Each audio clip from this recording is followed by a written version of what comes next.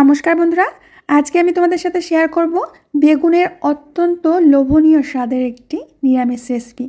দেখেই বুঝতে পারছো যে এটা কতটা পরিমাণে লোভনীয় হয়েছে। এটা তোমরা ভাত, রুটি, লুচি, পরোটা যে কোনো কিছু দিয়ে খেতে পারবে। খেতে দারুণ টেস্ট হয়। তো বন্ধুরা, দেরি না করে চলো আমরা রেসিপিটা দেখে নিই। এই রেসিপি রান্না করার জন্য সবার প্রথমে আমি একটা বড় সাইজের কালো দেখে বেগুন নিয়েছি। এখন বেগুনটাকে কেটে নিতে হবে। বেগুনটা একটু বড় বড় পিস করে কেটে নেব। এই রেসিপিতে বেগুনের পিসগুলো একটু বড় করেই কাটতে হবে। তো তোমরা দেখে নাও বেগুনটা আমি কিভাবে কাটছি। আর বেগুনটা প্রায় 300 গ্রাম ওজনের একটা বেগুন ছিল।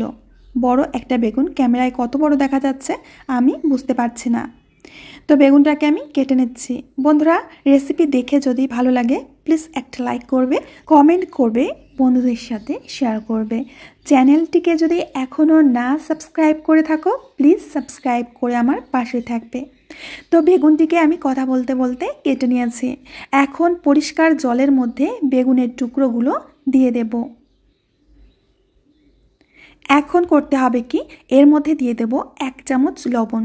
লবণটা দিলে বেগুনটা যখন আমরা ভাজবো তখন তেলটা টানবে না, আর অনেকের অ্যালার্জির সমস্যা থাকে তার থেকেও মুক্তি পেতে পারো। মানে এই বেগুনটা খেলে অ্যালার্জির সম্ভাবনা খুবই কম হবে।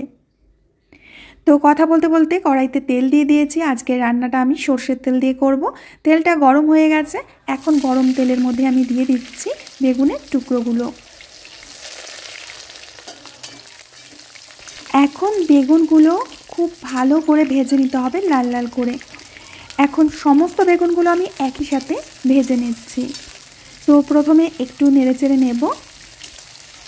এখন এর মধ্যে দিয়ে দেব স্বাদ বুঝে লবণ, দিয়ে দেব হলুদ গুঁড়ো পরিমাণ মতো। লবণ হলুদ দিয়ে খুব ভালো করে বেগুনগুলোকে ভেজে নিতে হবে। সাথে দিয়ে দিচ্ছি 1/2 চামচ চিনি। চিনিটা দিলে খেতেও যেমন টেস্ট লাগবে আর বেগুনের কালারটাও খুব সুন্দর আসবে আর একেবারে সফট হবে বেগুনগুলো। তো খুব ভালো করে আমি বেগুনগুলোকে ভেজে নিচ্ছি। দেখতে পাচ্ছ ওলট পালট করে একদম লাল লাল করে ভেজে নিয়েছি। তোমরা ঠিক যেমনটা দেখতে পাচ্ছ এরকম লাল করেই ভেজে নিতে হবে। এখন বেগুনগুলো কড়াই থেকে তুলে নেব।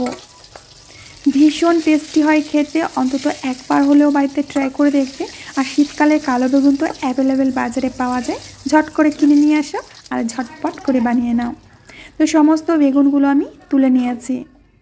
এবার একটা মশলা তৈরি করব। সবার প্রথমে একটা বাটির মধ্যে 1 চামচ জিরে গুঁড়ো, 1/2 চামচ লঙ্কার গুঁড়ো, দিয়ে দেবো 1/2 চামচ ধনিয়া গুঁড়ো, 1/2 চামচ হলুদ গুঁড়ো, স্বাদ বুঝে লবণ। এখন জল দিয়ে এর একটা পেস্ট তৈরি করে নিতে হবে।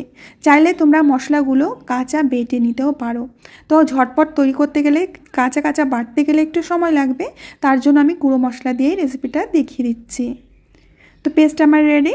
এখন এই তেলের মধ্যে দিয়ে দেব কালো জিরে ফোড়ন। কালো জিরে এই রান্নায় খুব সুন্দর লাগে। কালো জিরেটা ফুটে গেলে একটা বড় সাইজের টমেটো দিয়ে দিলাম।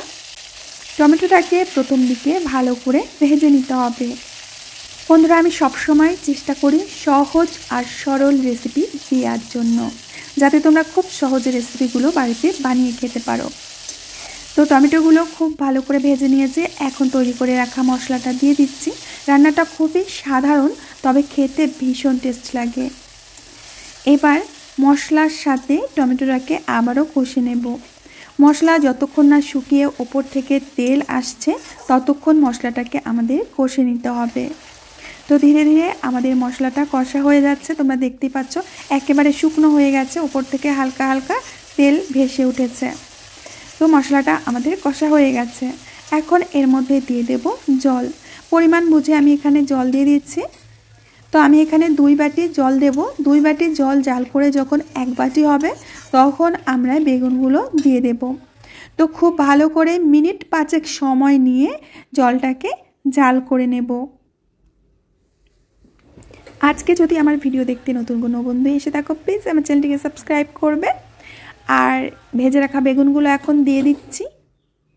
আমি মিনিট 5 জাল করে নিয়েছি ঝোলটাকে। তো ঝোলের মধ্যে সমস্ত বেগুনগুলো দিয়ে হালকা হাতে নেড়ে নিতে হবে। যেহেতু বেগুনগুলো ভাজা আছে আর নরম আছে, খুব জোরে জোরে এইটা নাড়াবে না, তো এখানে হালকা হাতে নেড়ে নিতে হবে আর 2 মিনিট থেকে 3 মিনিট মতো জাল করে নিতে হবে। রান্নাটা প্রায় আমার হয়ে গেছে। সবশেষে দিয়ে দেব এখানে ধনেপাতা কুচি। ধনেপাতা দিলে রান্নাটা খেতে আরও বেশি মজার লাগবে। ধনেপাতা দিয়ে আবারও 1 মিনিট মতো জাল করে নেব। বন্ধুরা, আশা রাখছি আজকের এই সাধারণ রেসিপিটা তোমাদের কাছে অনেক অনেক ভালো লাগবে। এখন একটা বাটির মধ্যে আমি নামিয়ে নিচ্ছি। আর দেখতেই বুঝতে পারছো যে এটা কতটা লোভনীয় হয়েছে আর খেতে কতটা টেস্ট হবে। এটা তোমরা ভাত বা রুটি বা লুচি, পরোটা যে কোনো কিছু দিয়ে খেতে পারবে। খেতে অত্যন্ত টেস্ট হয়। তো বন্ধুরা, আশা করছি আজকের রেসিপিটা তোমাদের অনেক ভালো লেগেছে। ভালো লাগলে লাইক, কমেন্ট, শেয়ার করবে।